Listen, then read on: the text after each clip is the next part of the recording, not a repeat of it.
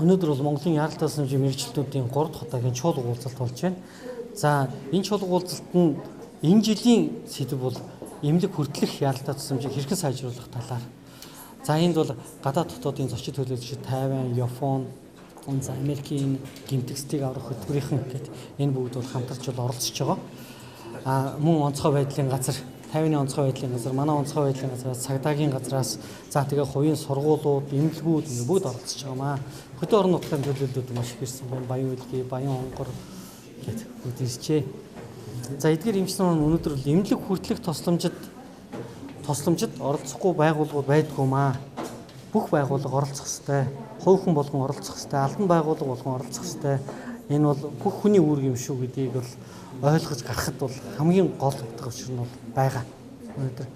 За тэгэхгүй ганцхан эмнэлэг хүртэлх тусламжид түргэн яаж түргэн очих вэ? Эмнэлгийн тусламжийг яаж сайжруулах вэ гэж яриад байдаг. Тэгвэл эмнэлгийн тусламжийг сайжруулахын тулд ард түмнийхээ эрүүл мэндийн боловсролыг сайжруулж, тухайн газар дээр нөхцөлөх тусламжийг сайжруулах хэрэгтэй байна.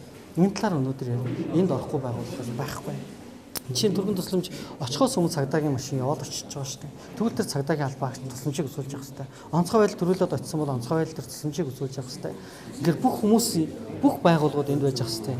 Хажууд нь хайртай өмнө ухаалдаад унчих юм бол би тэр тусламжийг үзүүлж явах хэрэгтэй гэж хүн болгон өөртөө ухамсарлаж ойлгох талаар өнөөдрийн семинарын утга учир нь байгаа. Гол үр дүн нь энд гарах хэрэгтэй. Эндээс гарах хэрэгтэй. За Монголын яаралтай тус яг Монгол улсад дэлхийн нийтэд яаралтай тусламжийн эмч нарыг бэлдээд бол 30 жил болчихжээ.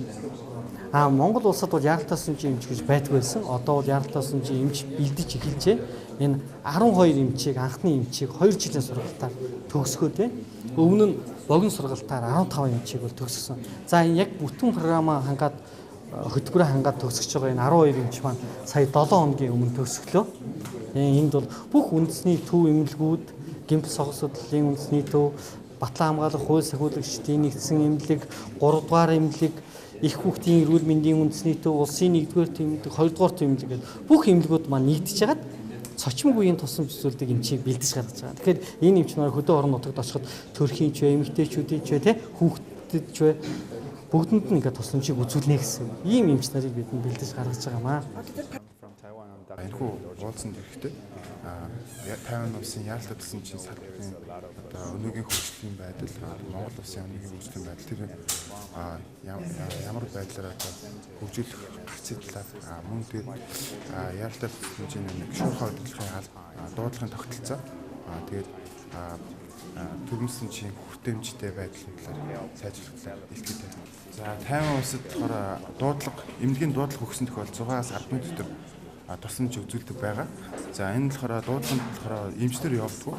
Парамедик гэсэн бэлтгэгдсэн хүмүүс байдаг. Эдгээр нь болохоор яг эмчийн заавраар протоколын дагуу бүх юм явуулж идэг. Одоо монголоор хэлэх юм онцгой байдлын алба болон галт командын юм ажилчид болохоор эмнэлгийн тусламжийг одоо эмнэлэг рүү хүрэх хүртэл тээвэрлэлтийг хийж өгдөг байгаа. Монголд болохоор эмчнэр явдаг. Тэр тогтолцоог нас их гайхаж байгаа. Ерөнхийдөө ийм тогтолцоо байдаг. Хөгжих юм бол одоо жишээ налах хотод ихэд одоо 103-ын эмч одоо нэг эмэгтэй эмч байлаа гэхэд гал командын одоо 10 ажилчин эрэгтэй ажилчин одоо шүнжэнгөө гал хэлбэрээс сууж идэг бол шүнжэнгөө нэг эмч нь болохоор ганцаараа хүн өдөржин тээвэрлэх юм байна. Хэрвээ энд 10 бол 11 хүн болоод хүчийг нэмэх юм бол энэ дуудлагын систем илүү хөгжинө гэсэн талаар. Тайван улсад бол яаралтай тусламжийн салбар 30 жилийн өмнөөс хөгжиж эхэлсэн. За энэс өмнө болохоор яг хүлээн авах хэрэгжлэх нь яаралтай тусламжийн юу тасагт нь болохоор мэслийн гэмтлийн эмч юм уу эсвэл одоо зүрхний эмч байдаг байсан. Тэгэхээр зүрхний эмч гэхэд одоо жишээ нь одоо хэвлийн хөдөлт юм уу гэмтэлтэй өвчнөдөд тусламж үзүүлэх боломжгүй. Зөвхөн зүрхний талын боддог юм уу. Тийм учраас яг яаралтай тусламжийн эмч буюу одоо гэмтэл хүүхүүд их барих бусад бүх төрлийн яаралтай чиглэлийн юм тусламж үзүүлэх яг нарийн мэргэжлийн эмч шаардлагатай болсон. Тийм учраас одоо яаралтай тусламжийн эмчнүүд хөгжиж эхэлсэн. За Япон болон одоо Сингапур гэдэг Пан Азийн бүх орнууд ер нь одоо энэ тогтолцоор шийдсэн. Энэ нь одоо яг эмч нь яаралтай тусламжийн тасагтай байж идэг.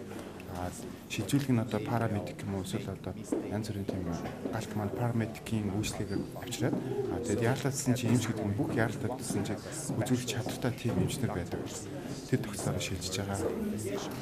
To handle this all kind of emergencies in их орны өнцөг болон бүрээс яаралтай тусламж яг халуун цэг дээр ажиллаж байгаа эмч мэргэжилтнүүд маань хурж ирсэн байгаа. За яаралтай тусламж гэхээр ард иргэд маань ихэнхдээ л одоо эмнэлэгтэй эрүүл мэндийн байгууллагатай холбоотой юм шиг ойлгодог бол энэ жилийн чуулган маань ээлж чуулган маань энэ яаралтай тусламжийн тогтолцоонд ард иргэдийн оролцоо за тэгээд энэ хэвлэл мэдээллийн байгууллагууд бусад аж ахуйн нэгж байгууллагуудын оролцоог бол илүү тод гаргаж өгч байгаагаар одоо болохоор онцлог юм байна.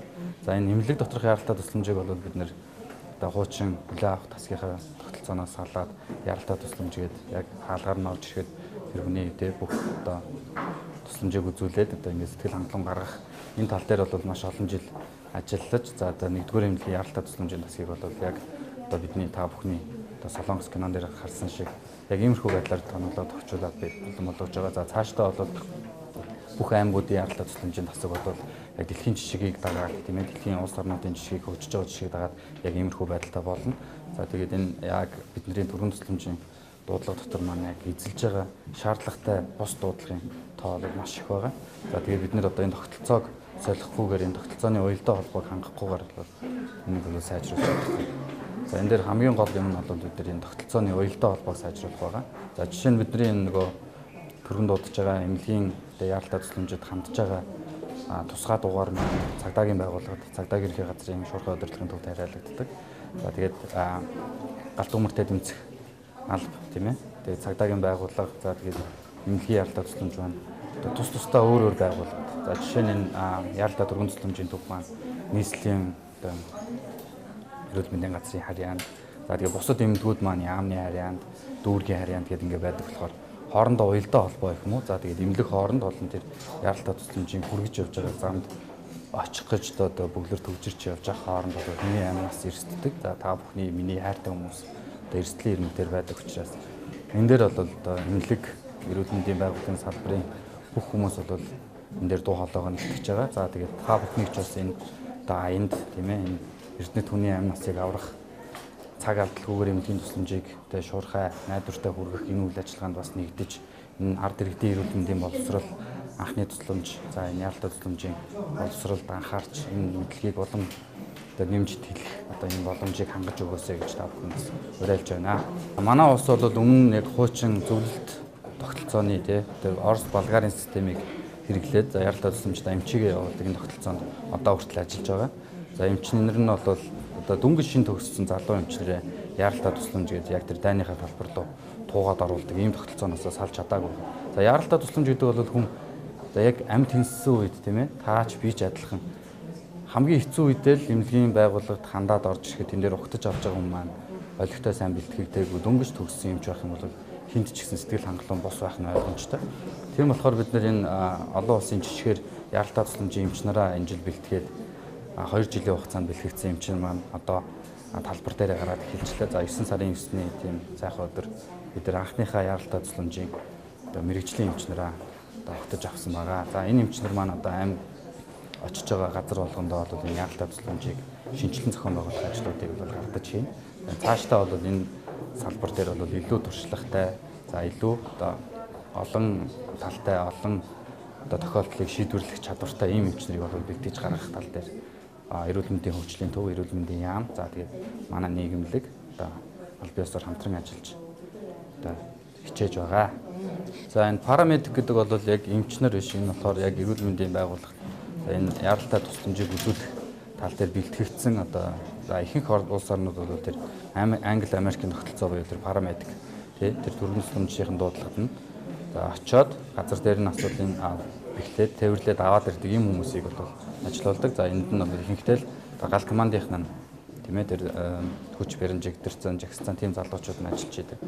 Тэгэхээр эмнэлгийн байгууллага дээр бол эмнэлгийн яаралтай тусламжийн эмчнэр нь за тэднэрээс ирж байгаа мэдээллийг авчаад за эмнэлгээ бэлдээд одоо ямар хүн ирж байгаа одоо ямар тусламж үзүүлэх вэ гэдэг багаа дуудаад бэлтэж идэг ийм тогтолцоор шилжих гэдэг юм байна.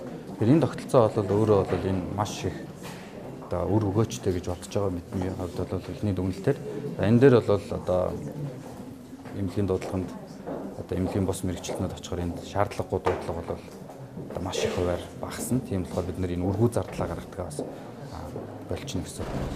Тэгэхээр энэ Тайван, Япон, за тэгээд Солонгос гэдэг энэ олон одоо Азийн орны жишг болсон энэ эмнэлгүүдээс жишг болсон энэ шуурхай удирдлагын төвүүдээс мэрэгчлэнүүдийг урьж авчираад бид нэр энд бас шуурхай удирдлагын төв За тэгээд энэ онцгой байдлын ерөнхий газрынхаа мэрэгчлэнүүдийг ураад энэ дээр бид нар бас одоо тэр улсуудын өндөр хөгжсөн одоо дэлхийн жишгт хүрсэн яралт тусламжийн тогтолцоо хөгжүүлсэн орнуудаас бол бид нэр суралцгаар өнөөдөр бас олон мэрэгчлэнүүдийг урьдсан байгаа.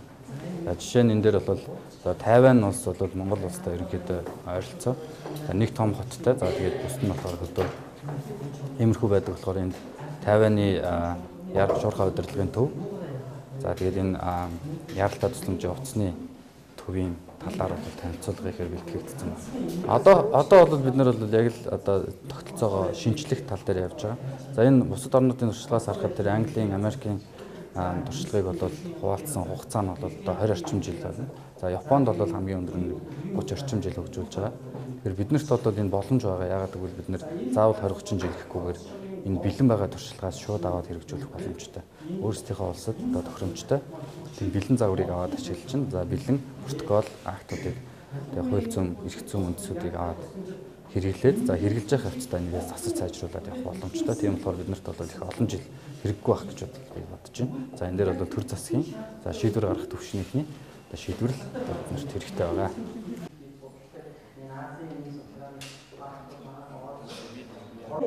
Эрүүл мэндийн анагаах ухааны боловсрол олгох сургалт явуулдаг 11 нийт сургалт явуулсан.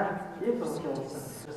Нийт 74 ажилтнууд бас яг энэ ахын тусгай явуулсан. Police